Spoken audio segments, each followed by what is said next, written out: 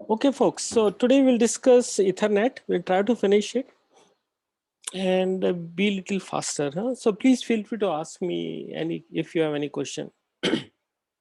I guess some of the double E students have joined in, so I will repeat something that we discussed in last class. Okay, so first thing is that Ethernet uses CSMACD algorithm. So which is nothing but carrier sense multiple access collision detection. Okay, the flow is as follows, right? There is a thick Ethernet. Let's assume there is a Ethernet which is nothing but a long piece of wire which is very thick, and to this we can connect, you know, through some connector various machines or laptops or devices. Okay, and this obviously when at a time only one machine can transmit. Okay, if two machines transmit, then signal will collide. Okay, that's called collision. So the protocol says that, as happens in the classroom, when I speak you guys listen, and when there is silence then you guys can start. Let's assume when there is a silence and two of you start simultaneously, there is a collision, and then both of you will back off for some time and restart communication, right? Similarly, computers, initially, suppose this guy has to send something to some machine, say D. This guy will sense the channel is free and will start sending the packets. It will make Ethernet frame and start sending it. It will reach to the end, and then it will be received by this one, because there is source address and destination address in it. Now second thing is that now while this is transmitting, this started transmission, just before it reaches to end or in between, some other node also senses the channel free and starts transmission. Because until this node goes over till the end, all other nodes will think the channel is free, and there is obviously some communication time. So any other node starts communication. That so in case some other node starts communication, there is a collision, and if there is a collision, then the signal that senses the collision sends a jamming signal. Okay, which is nothing but a high voltage signal, and then this jam signal is sensed by all, and all machines stop communication. All right, and then after a gap of some time, which we call it binary exponential backoff. Okay, and this, the time to machines that want to communicate has to be different wait time, otherwise both of them simultaneously start talking, then again there will be collision. So this is called binary back off. It means that they randomly pick up a wait period from this number between 0 and 2 raised per m minus 1, where m is defines the mth collision. Okay, and then they start communication. So it's a very simple algorithm, right? And good thing is that all the networks Ethernet till today are using this method, although in latest methods, latest algorithm, latest Ethernets, there is no collision. Yet they use CSMACD because of backward compatibility. Okay, and this was what we discussed, is that this evolution started in this way, this thick Ethernet. Then instead of, this was very error prone, then wire started going through machines like this here. And this is the last one where, wherever the machine is in the department or in office, it's connected with wires, usually UTP or unshielded twisted pair wire, to a central. Uh, Initially, it was called hub. Hub is nothing but a passive repeater. It's not active repeater. It's just passive repeater. Whatever signal comes on one line, it repeats. It sends it to other. It means that effectively expand this, then it is nothing but uh, this kind of mechanism, right? So because see here, whatever goes into this one goes everywhere, right? Whatever goes into network goes everywhere. Similarly, whatever goes here, it is sent onto another line. So hub was initially used. Later on, this got replaced by something called bridge, and now we call it switch. Okay, so we'll come to that little later.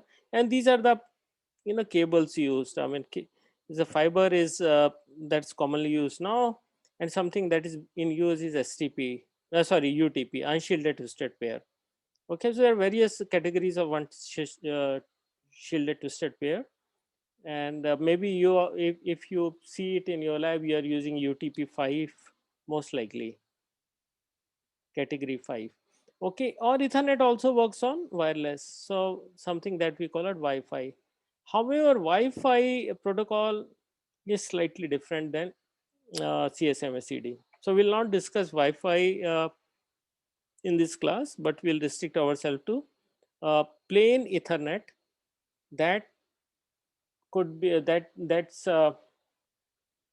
uses a physical medium, that is either UTP's copper or fiber. Okay, all right. So now this is what we want to start discussion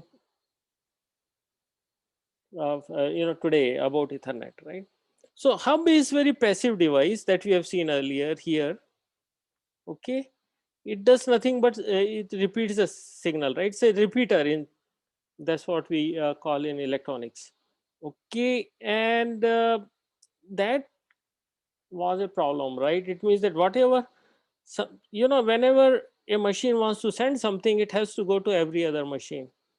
Okay, so this is, and it means that only one machine at a time can send. Okay, so it's not very efficient mechanism. So we can replace this by something called switch, or we also call it bridge. Bridge and switches are slightly different. We'll come to that difference little later, right? So this is exactly same as what we have seen here. This is actually the way we implement it, right? Or install it. So the bridge will be at the somewhere in the department, and the wires will run to each machine from there. Okay, so this is what it is. Now earlier we used to call it hub because it was passive repeater. Now it is a bridge or switch, which does switching, as you have seen switches for in router, right? Very similar to that. Okay, all right. So now we'll come back to this diagram little later. Just keep this in mind. Okay, now let's look at the Ethernet frame structure. Okay, now note that we don't use word packet.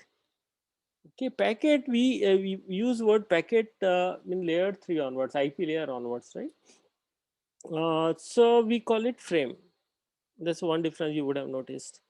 So this is the frame structure. Suppose a higher layer, that's the IP layer, has a packet. So IP layer will put the packet inside datagram or payload area. As you have seen in the case of TCP, packet goes inside IP packet and IP goes inside now Ethernet. Okay, so or Ethernet can also carry data from various other protocols apart from IP. It can take data from IPX or many others. So, but right now, Ethernets are mainly used to carry IP traffic.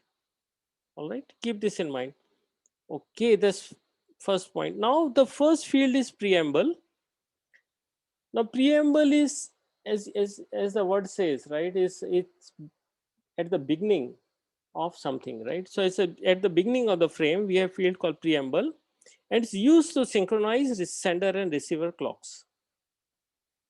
Note that what we are doing is asynchronous communication. All right. So we are not sending the same clock signal because here the distances are very large. We can't afford to, right? I mean, Ethernet goes to 400 meters, while synchronous circuits, clocks can be sent when distance is very small within a processor, that too in very restricted way, right?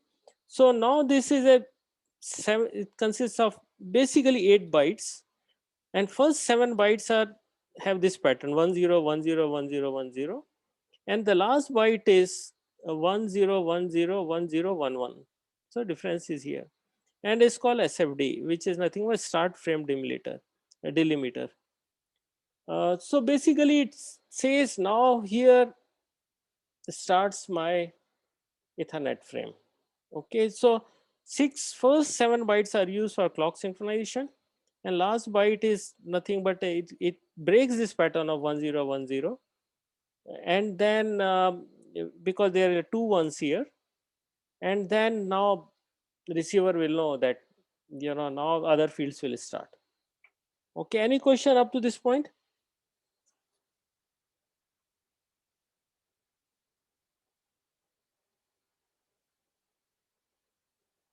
No? Are you there?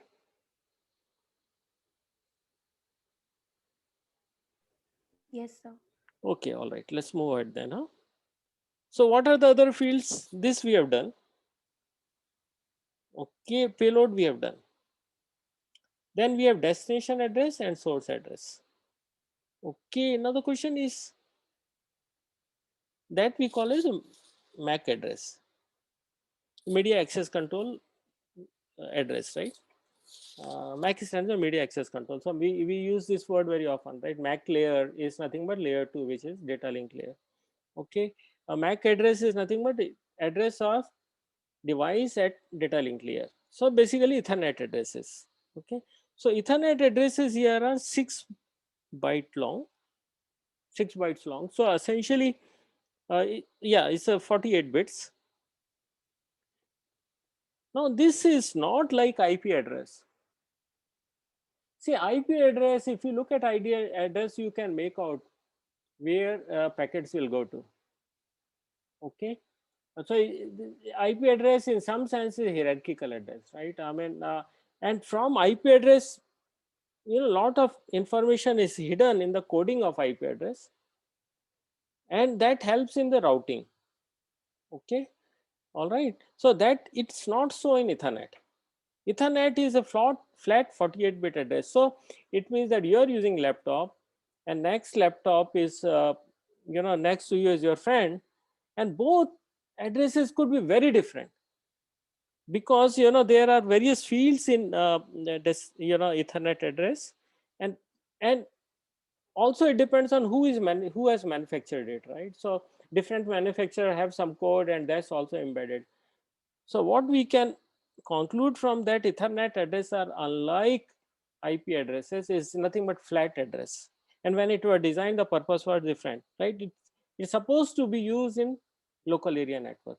Now it's very different thing that we are using this in data centers for main routing, and then we, instead of having non, what do you call that, instead of having no pattern among Ethernet addresses now that we use outside, data centers do program their own Ethernet addresses. Okay, because it's a control environment. Nevertheless, so just remember that 48-bit address could be anything, and there's no correlation. Okay, all right. So now when adapter receives a frame with the destination address same as its own at MAC address, then it accepts it, accepts the frame and passes on to higher layer. Okay, now also when there is a broadcast, sender is sending frame to all. Okay, then receivers will receive that. In that case, address is this one, right? FF, FF, FF, FF, FF, and FF, right? Say for example in ARP, you use this. All right, and if at destination is a multicast group, then also you use this frame is accepted and passed on to higher layer network. I'm sure you understand the difference between unicast, multicast, broadcast, and anycast, right? Multicast packet goes to some or subset of all addresses. Okay, okay. I mean, broadcast packet goes to everyone. Multicast packet goes to only some of them, right? Okay, anycast of course is different, where any machine can transmit or receive something like that. So we'll not discuss these points. So what's really important is that broadcast and multicast address are also accepted. And if these three addresses are not there, that's a zone address or multicast address or broadcast address, frame is rejected. All right. Any question?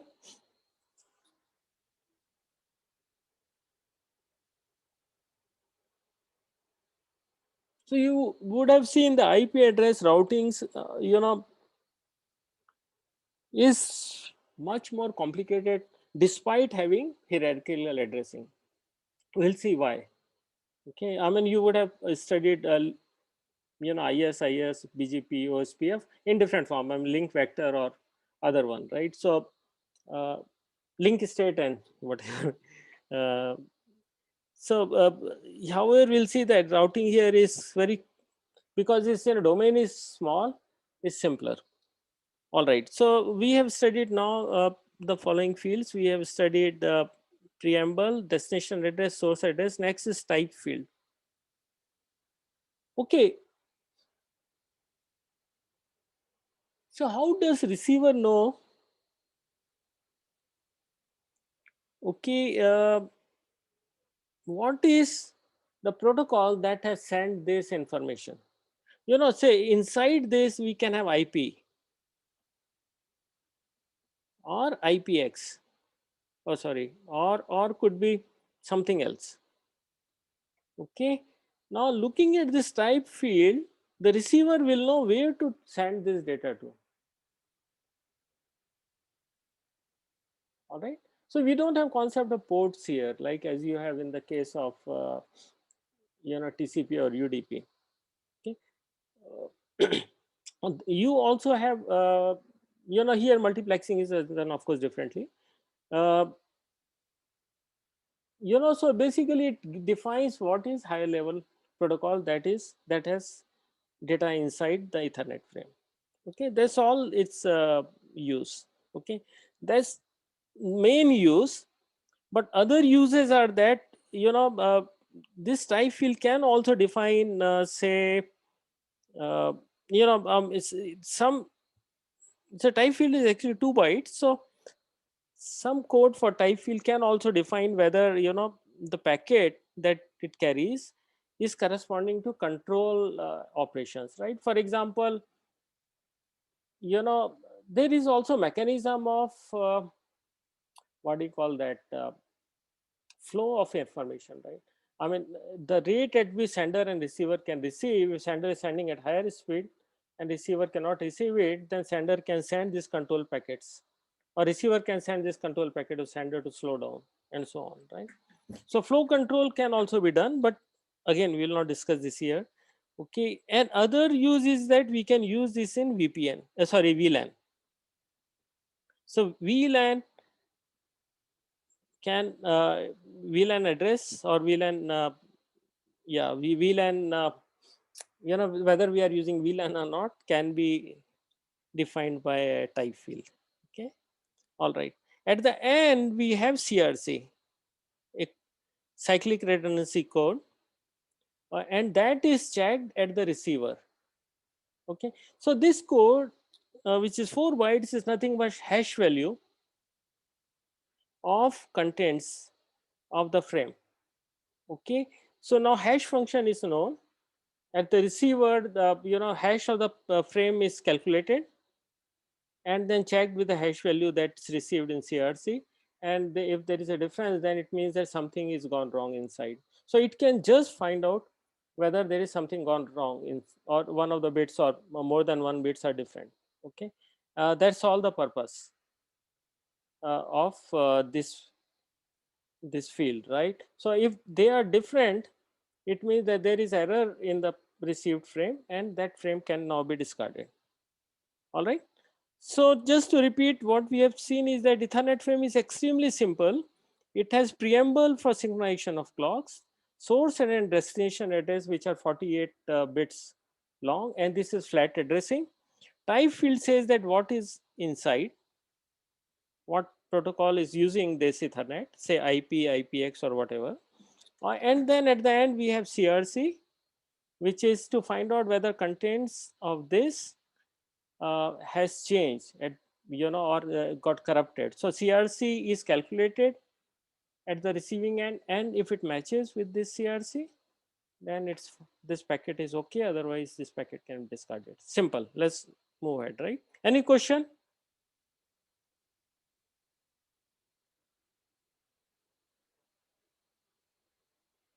All right. So what is, now we have to define what can be maximum length of that payload. In traditional Ethernet, it is 1500 bytes. And new Ethernet, which are fiber based, we call it jumbo packets. The size is different. I think 5,000 bytes. Okay. But we have to very clearly define what is the minimum size, which is now 48 bytes. Why this minimum size? Why do we need to define the minimum size, right? Okay, minimum size is defined because this condition of collision detection, right? So the first bit has to travel all the way up to end, and if it gets collided, when it comes back, only then collision is detected by this node, and this has to happen before last bit of the frame is transmitted. Okay, hence we need this condition of minimum. So minimum defined number of bytes in Ethernet is 48 bytes. Of course, now because we use switches, there is no collision, so this has no meaning. All right, but Sir, still, can you please yeah. repeat why the minimum bytes is needed? Okay, let's look at this diagram, right? So this is Ethernet. Okay, and this node has start sending the frame. Okay, the first bit has to go on the wire, and it travels all the way. And let's look at the worst case condition, that it has to travel all the way up, and till the if it reaches the end, then all nodes will know that channel is busy, so they will not try to communicate. Let's assume just before it reaches end, the last node here starts communication, so there is a collision, right? So this guy has to know there is a collision, so it has to stop transmission. Or if it if it finishes finishes sending of packets before this collided signal comes back, then it will assume that my job is done because I have sent the packet, so it will not know whether there's a collision or not. So it means that the last bit has yet to be sent, or some bits have yet to be sent before collided signal comes back. That it means that now there is a rate at which this guy can put the bits onto the channel. Okay, this we can call it transmission rate. Okay, it depends on how fast this guy can put bits on to this channel. So this time, 2 times propagation delay, suppose this is A is propagation delay, then 2 times propagation delay has to be less than has to be greater than time required to transmit this packet. Okay, and packet is big, it's good, but packet is very small, then last bit will be sent early. So you can calculate now based on transmission rate and packet size, how much time will be required to send the packet or put the packet onto the channel, and that time has to be greater than 2 times propagation delay. So that's the condition. Okay, all right. If you want, I can send you data about it, but you will find it. Google it, you will get the answer. Okay, now next thing is that Ethernet is basically is unreliable and connectionless. By unreliable, it means that there is no X signal or NAC signal, as we have seen in case of TCP. Okay, so there is, so if something is lost, it's lost. All right, and there's no handshaking like TCP. So this is sending and receiving, just is plain packet, packet switching. I mean, it's packets are put into channel, is received at the other end, is fine. If doesn't receive, just forget about it. All right. So now the question is that who is responsible then for reliable delivery? It is, if you are using TCP/IP, then it's only TCP that's responsible. IP doesn't care about retransmission. It's only TCP will bother about retransmission. So Ethernet, in plain Ethernet that use TCP/IP and most commonly used, there is no retransmission. However, people have modified this protocol, but basic Ethernet does not have a concept of retransmission. Okay, any question?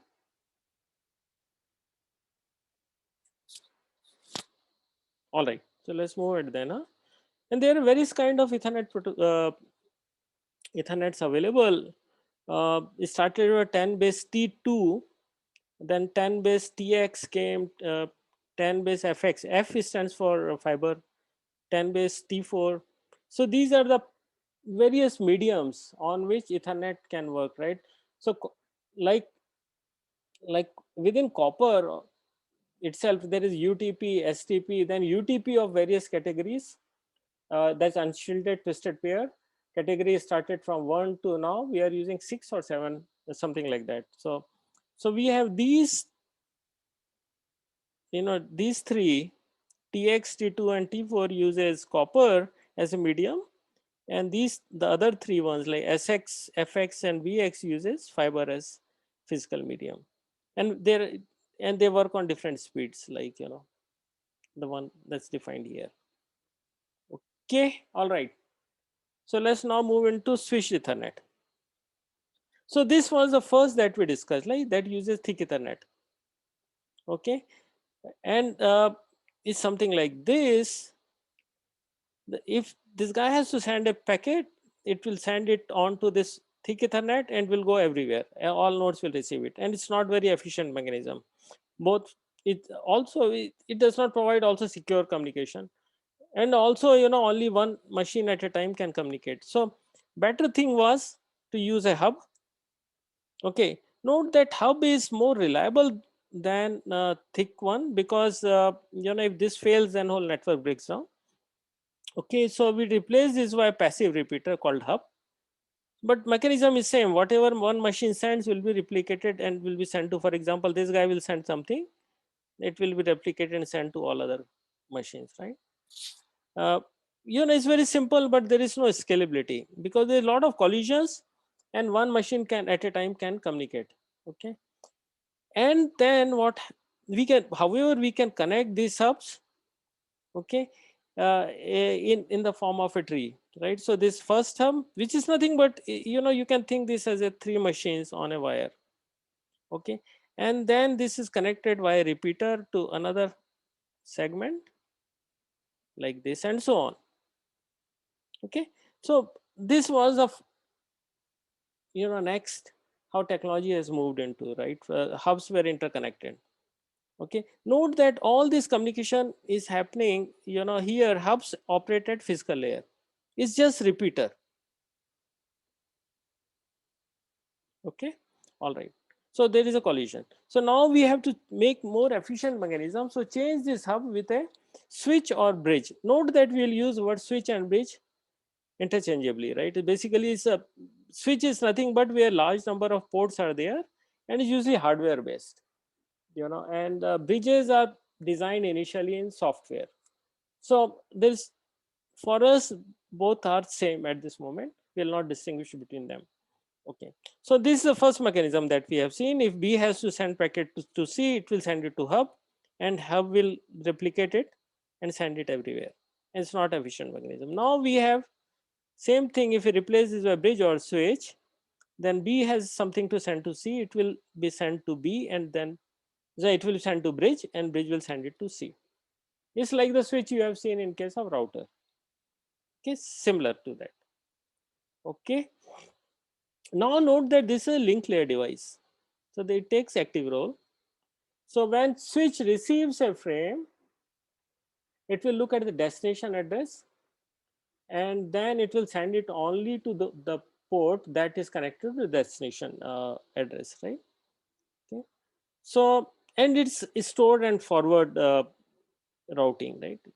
So same thing is mentioned here. Examine incoming frame's MAC address, selectively forward the frame to one or more outgoing link, depending on if it's a broadcast address, then send it to all. If it's a multicast address, to more than one. If it's just unicast 1 to 1, then send it to that. All right. So, and all this happens transparently. It means that host is unaware of presence of switches. The host just knows that node exists somewhere in Ethernet, and it just sends it. So there can be switch in between. Now, beauty of all this is a plug and play.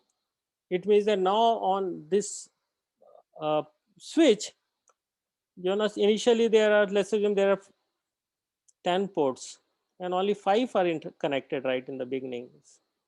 Now the 6 port is available. You can connect it at any point in time and start working. Okay, and note that this is self-learning. Now we'll come to this concept later. See, IP routing, the routers are there is. I mean, if you look at BGP, it's very complex way of setting up routing tables. Okay, uh, even OSPF is quite complicated, right? But here it is learning. It means that which MAC address is connected to which port. That's learning, right? That's required for switching. Because once you get destination MAC address, you have to know where to send it to, and that learning happens very easily. It's called self-learning. Okay, all right. So next thing that we'll discuss is now we have switch available, and then we can use the existing network which are based on 10 base T or thick Ethernet. Okay, like this. Uh, with a switch. Right now the collision domain is only this one. Okay, so nodes when they are sending to each other will have collision.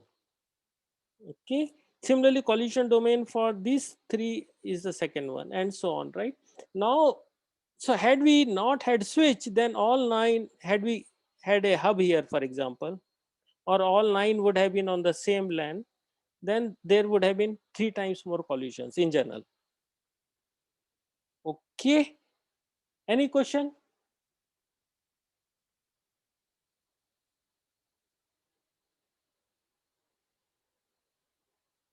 No?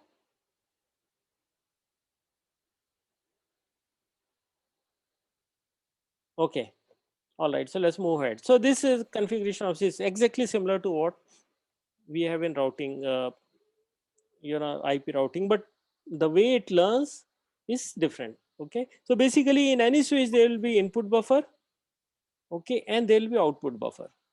Okay, and packet or Ethernet frame will come in, it will go into the queue, switch will look at the destination address and put into the queue corresponding to that output port. So this is extremely simple, right?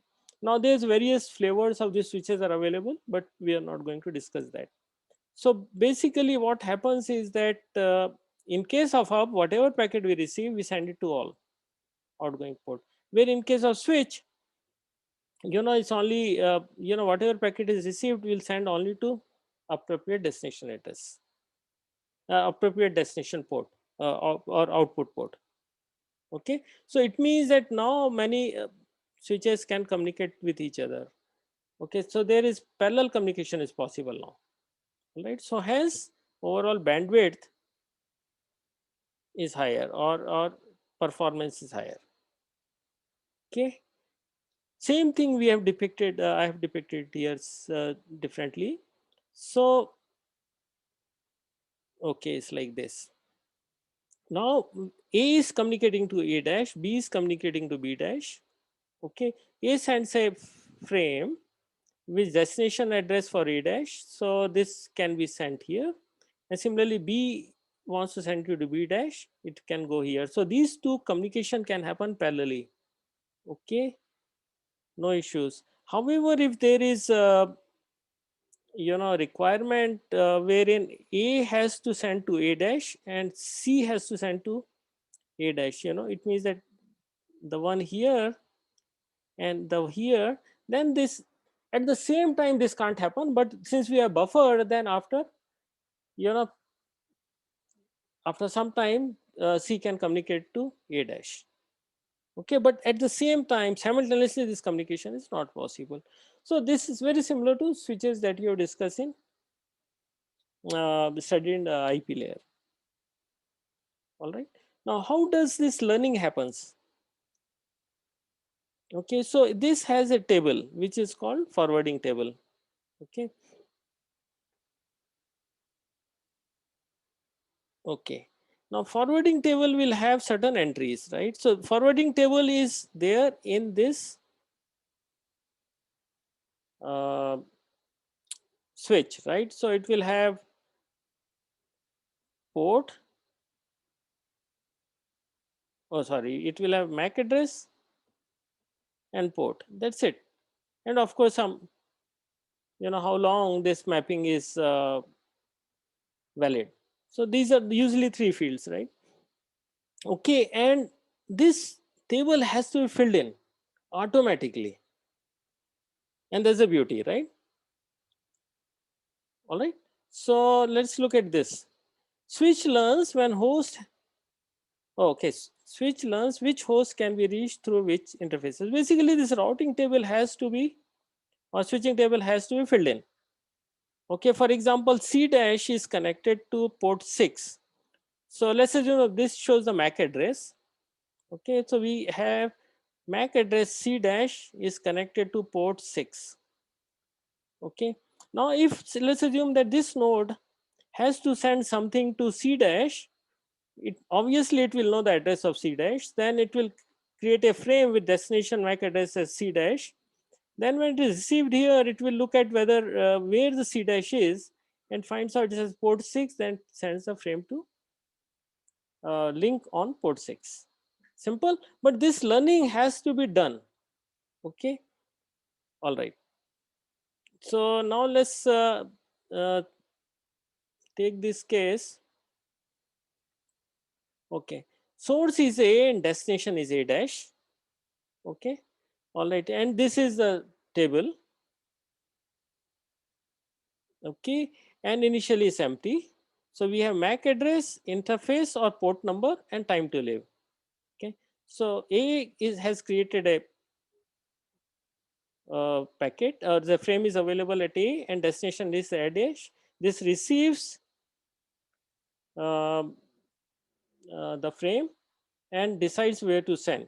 Now, if this entry is not there, then question is what is to be done. If entry is there, it can, if this mapping is there, that's A dash is available at port 4, then it can send it to on this link here. Okay, if it's not there, then it has to learn, right?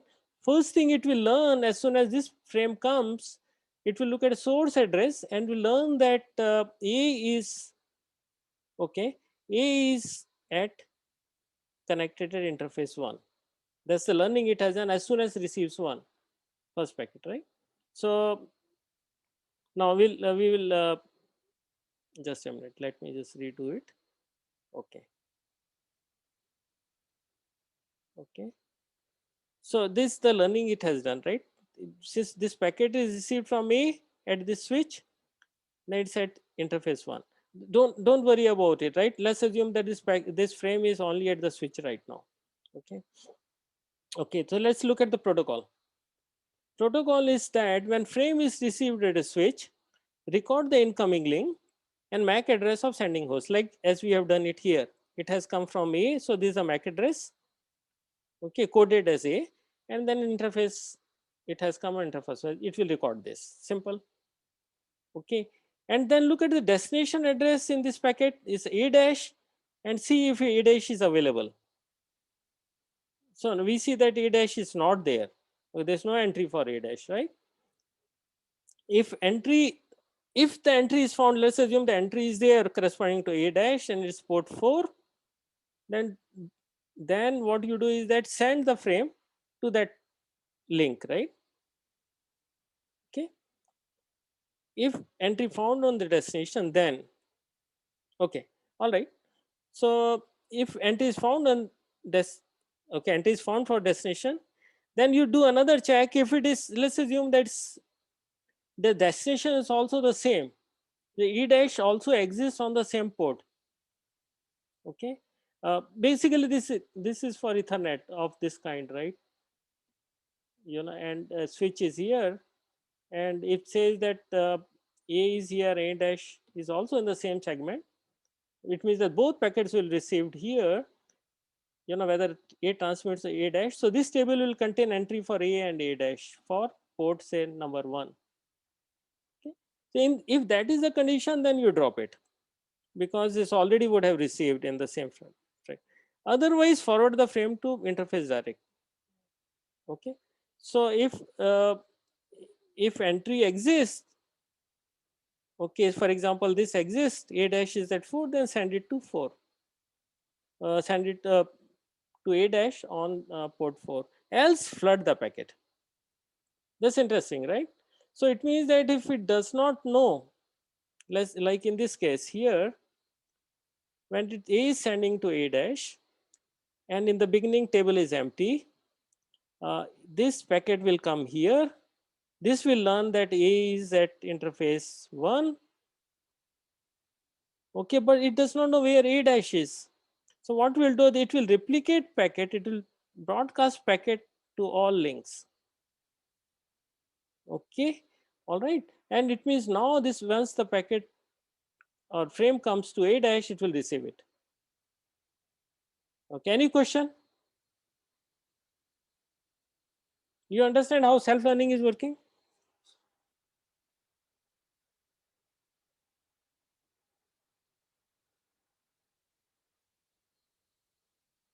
Okay. So now we'll have to flood. A dash is not known, so you flood. Okay. So now we have okay. Now as a part of flooding, this guy receives the frame. Okay, and response to that, it will send some packet frame, right? So it sends acknowledgement to this one. Now in the process, the switch will learn that A dash exists at interface 4. Okay, all right. So once communication develops, initially when switch boots up, then it's empty, the table is empty. But as nodes start communication, then the switch will come to know where, at what port these MAC addresses are available. And if it does not know, if there is no entry corresponding destination, it will simply broadcast.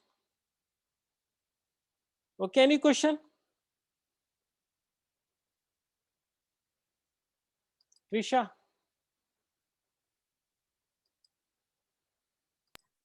Yes, sir. समझ में आया? या repeat करो? Yes, sir. Sir, a little bit last time. Little bit. Okay. Question is that how the switch will learn on what port what MAC addresses are available. Okay, there's a question. And as soon as, see, because each frame has source address and destination address, right? So when a packet is received at the switch, it will know from what source address it has come. Okay, then it will make note of that in the table entry. Okay, then it will look at the destination address. If destination MAC is not available in table, it does not know where to send, then it will broadcast it to all. Okay, now in the process, since the broadcast is all other stations or all other computers will reject it if it is not meant for them, the one that is supposed to receive it will receive it and know that it's meant for it. And then in response, it will transmit back something. And in the process, the switch will come to know that node, say A dash, is connected to port 4. Okay, so it's very simple. And until this learning is complete, this broadcast will continue to happen. Okay. Now we can connect these switches in hierarchical manner, right? Note that there is no collision happening anywhere. But again, this is a self-learning. For example, A is transmitting to H. Okay, then packet can be sent, and if something is not known, then broadcast can happen, right? So for example, if all tables are empty, okay, then okay, this guy, once he receives a packet for destination H and it doesn't know where H is, it will send it to all the links. Okay, and when S4 receives it, it doesn't know where H is, then it will send it to all the links. And similarly, S3 will broadcast it to all the link and it will finally be received.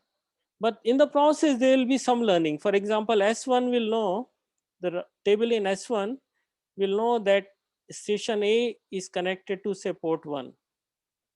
This one guy will know S4 will know that station A, because coming from A, is connected to its port 1. And similarly, these guys will learn. And when this guy responds back, then all these switches in between will come to know where H is. Okay, they will come to know H is, okay, this guy will know H is at say port 3. Okay, all right, and so on. Okay, so this learning will happen. All right.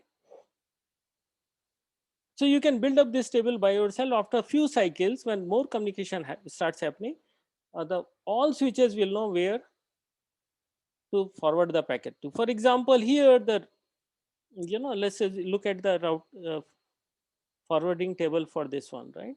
So for example, this is port 1, this port 2, port 3. So now it's a fully learned, for example, at this point in time, the table will look something like this. Any packet that is coming from A, B, C is associated with port 1. So A, B, C is connected to port 1. Similarly, I am talking about forwarding table for S4, or something that's coming from D, E, F is connected to port 2. So this learning will happen sooner or later, right? Similarly, learning will happen for this and so on. Okay, it means that now suppose H is sending a packet for B. Okay, this guy will know it has to be sent to 3. This guy will know H, B exists, link connected to, port 1. It will send here, and this guy will know that B is connected onto this link and so on, right? So, but after this, filling up this table happens after some time. And there is a timer also associated with the table. And when this, because this entry, suppose this guy moves out to some other place, okay, then the switch should know that this has moved out. So each relationship or each entry has some has some timer associated with it, right? And when timer expires, then this entry is deleted from routing table, right? It's called TTL here. Okay, any question? Am I going very fast?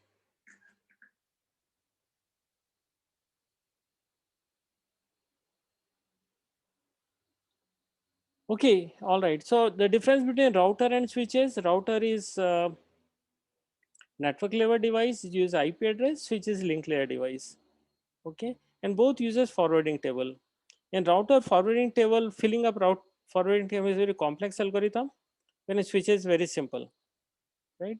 It's self-learning using flooding and looking at the address at the received frame. All right. Okay, another 10 minutes. Let's try to finish something. See, we have seen that forwarding is required. Sorry, broadcasting is required. Okay, we have seen broadcasting is required even in learning. Okay, but broadcasting can create a lot of problems. Okay, and it create loops, and loops are not good. Okay, for example, here it's doing broadcast. As a result of broadcast, this packet will recirculate or cycle in the system in any number of time, right? And this will cause unnecessary flooding. Okay, so or broadcast term. So let's just look at this example. Source is A and destination is DD. Okay, okay, and then whatever packet comes to hub, it transmits it to these two ports, and then through hub it comes here. Okay, and from this one it comes here, and from here again it will come here, and from the other port other switch will come this place, right? So if there is a broadcast, this broadcast will continuously happen, and this whole network will become totally flooded with these packets. So it's necessary that in the topology there is no loop. Okay, so loop has to be broken, and that is called, the algorithm that switches have to run is called spanning tree protocol.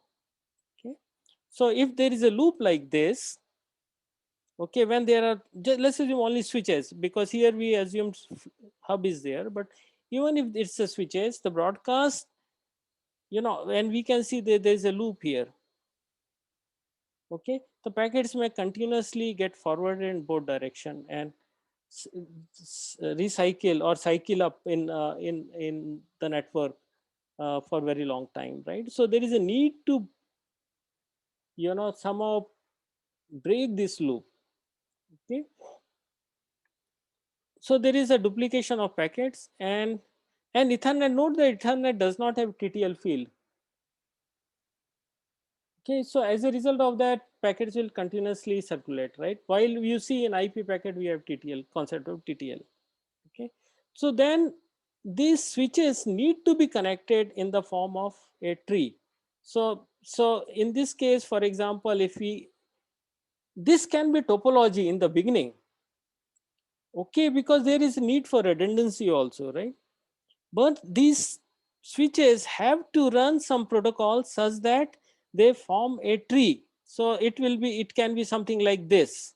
This forms a tree, and this tree we call a spanning tree.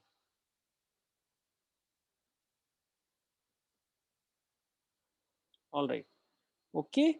So this was developed by Radia Perlman, and I had the opportunity of meeting her. We invited her to my previous company. So of course, picture is from there. I have deleted a frame where I was standing. Okay, Radia, this beautiful book she has written. It's called Interconnections. Get a time, then read that.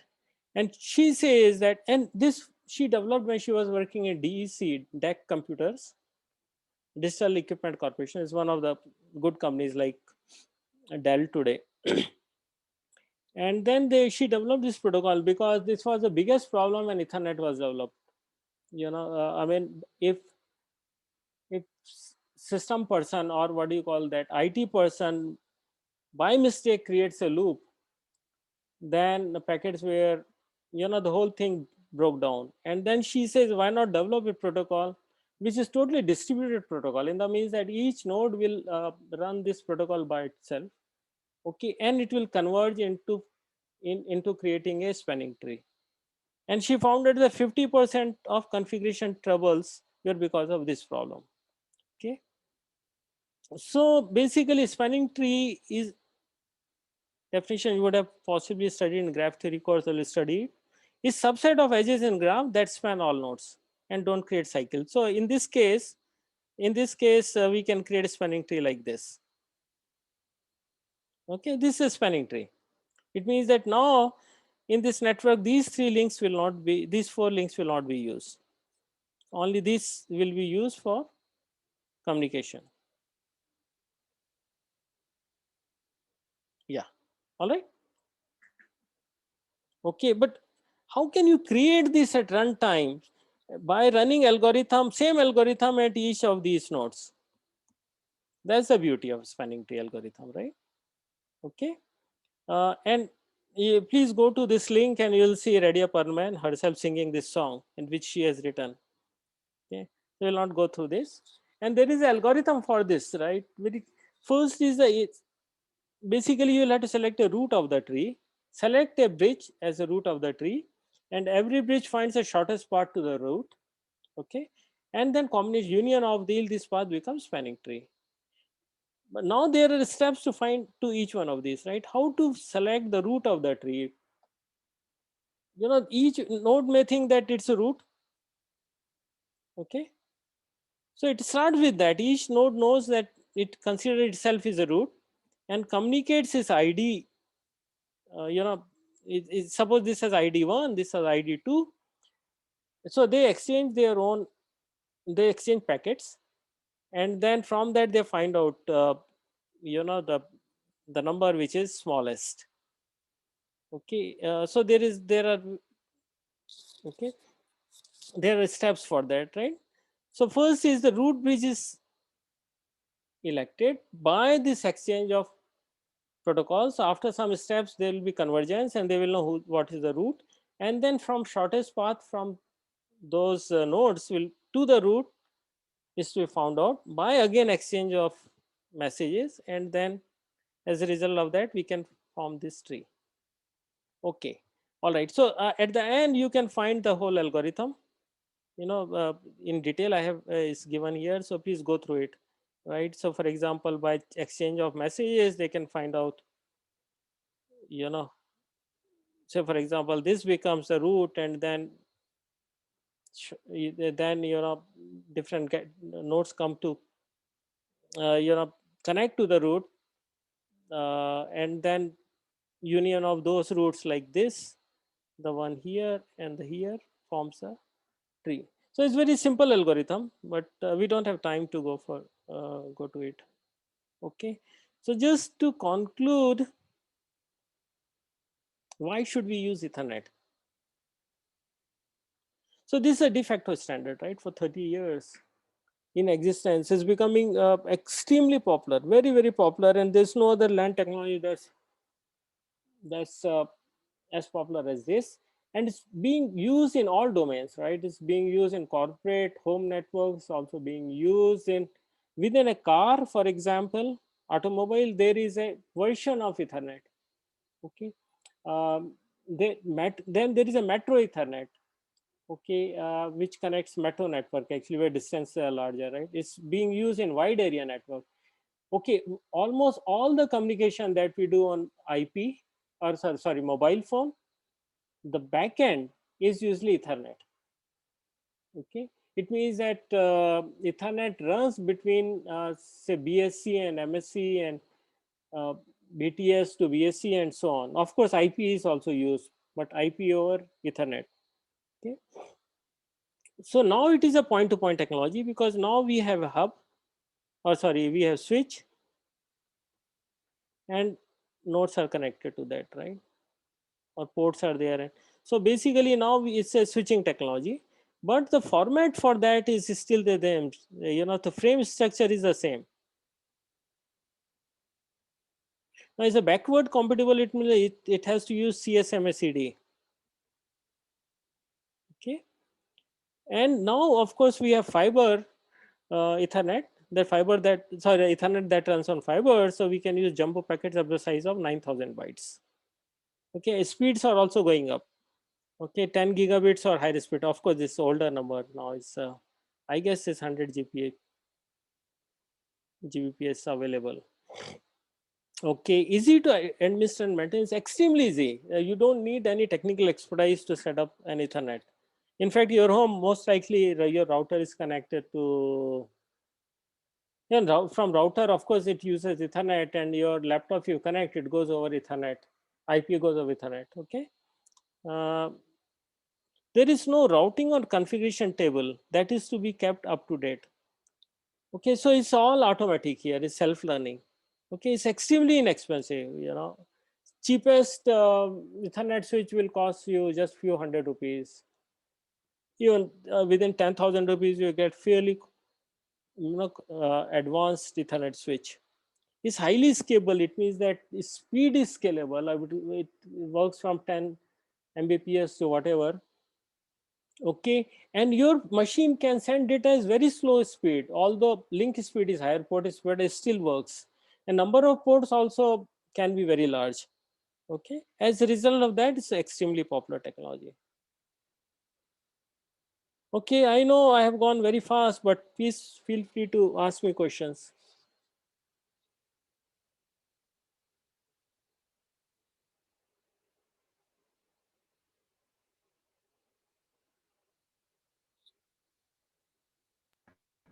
Can I ask a question? Yeah, of course. So, out of the many technologies we saw today, like the spanning tree protocol or learning